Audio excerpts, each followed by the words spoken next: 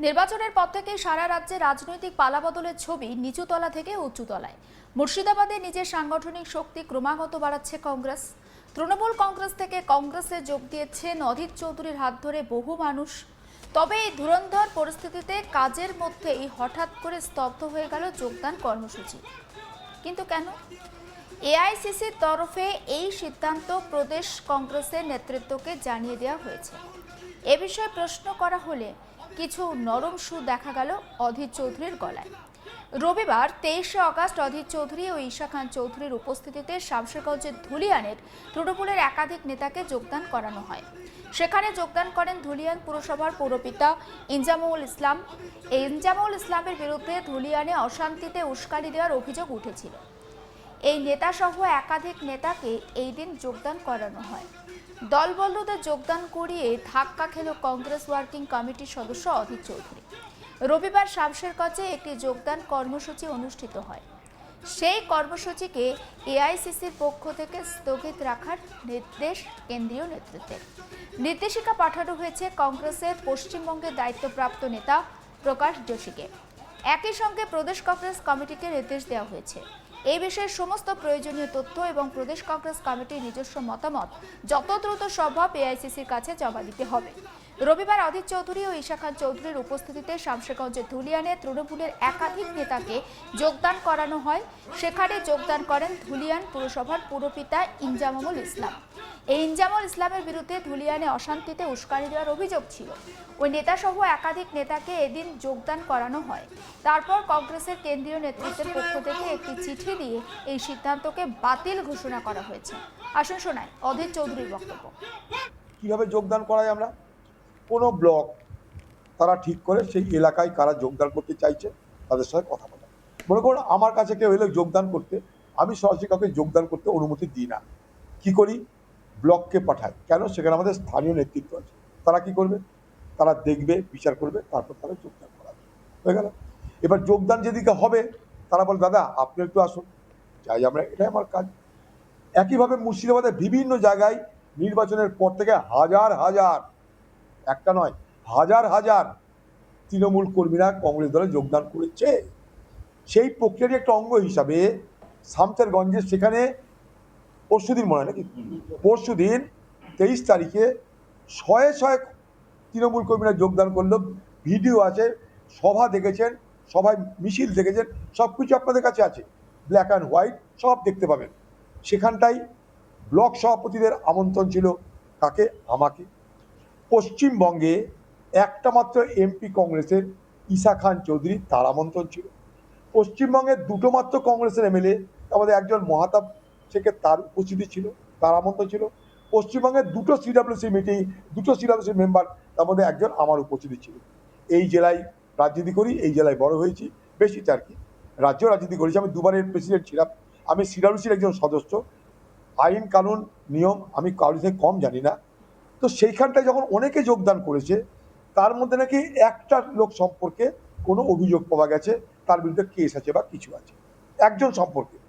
তাই এআইসিসির কাছে যখন এই অভিযোগটা যায়, এআইসিসি মানে কি এখানকার যে দায়িত্বে আছে আর কি, একটা প্রকাশ যোশী বলে একটা ভদ্রলোক, তার কাছে যখন এই খবরটা যায়, সে তখন আলোচনা করে বা কোনো কারণে সে বলেছে এইটা 4 দিনের জন্য এটাকে স্থগিত, তখন ক্যান্সেল করা নয়, ইন অ্যাবিয়ার মানে আটকে রাখা। সেইখানে যখন সভা হয়েছিল তখন সব মিডিয়া ছিল, প্রিন্ট মিডিয়া ছিল, ইলেকট্রনিক মিডিয়া ছিল, সবাই ছিল।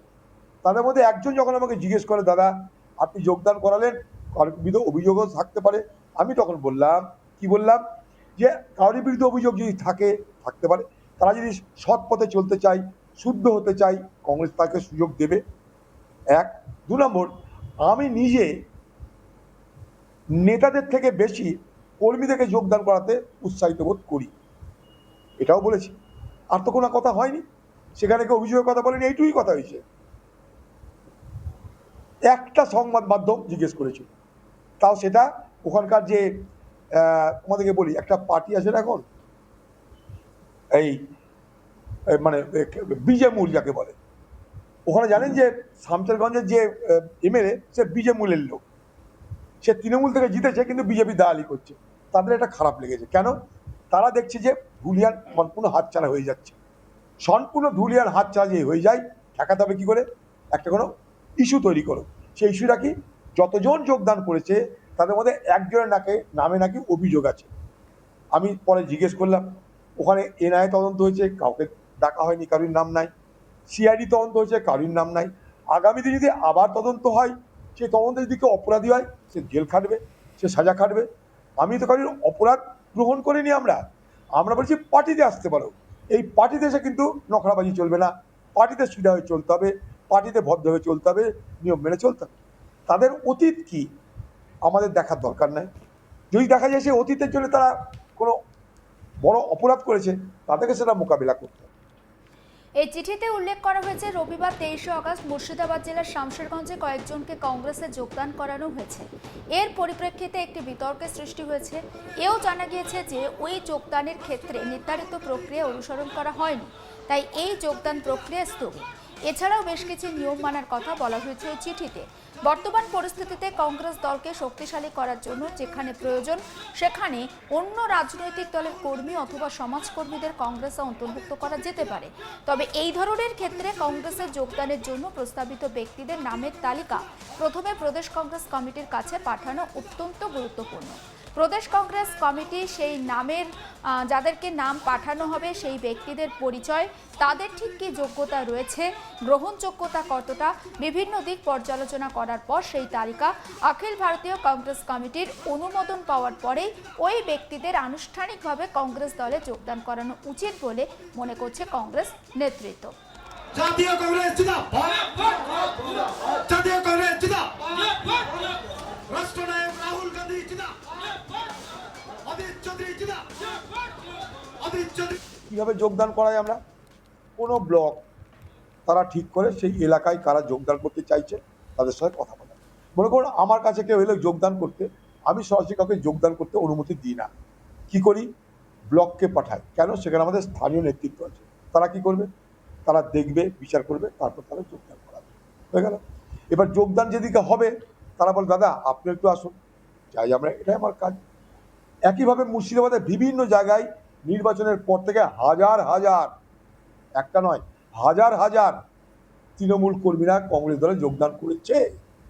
সেই প্রক্রিয়ার একটা অঙ্গ হিসাবে শামশেরগঞ্জে সেখানে পরশুদিন মনে হয় নাকি, পরশুদিন 23 তারিখে শয়ে শয়ে তৃণমূল কর্মীরা যোগদান করলো। ভিডিও আছে, সভা দেখেছেন, সভায় মিছিল দেখেছেন, সব কিছু আপনাদের কাছে আছে, ব্ল্যাক অ্যান্ড হোয়াইট সব দেখতে পাবেন। সেখানটাই ব্লক সভাপতিদের আমন্ত্রণ ছিল, তাকে আমাকে। পশ্চিমবঙ্গে সমস্ত আপডেট পৌঁছে দেবো আপনাদের কাছে, নজর রাখুন আজ তাক বাংলায়, সাবস্ক্রাইব করতে ভুলবেন না।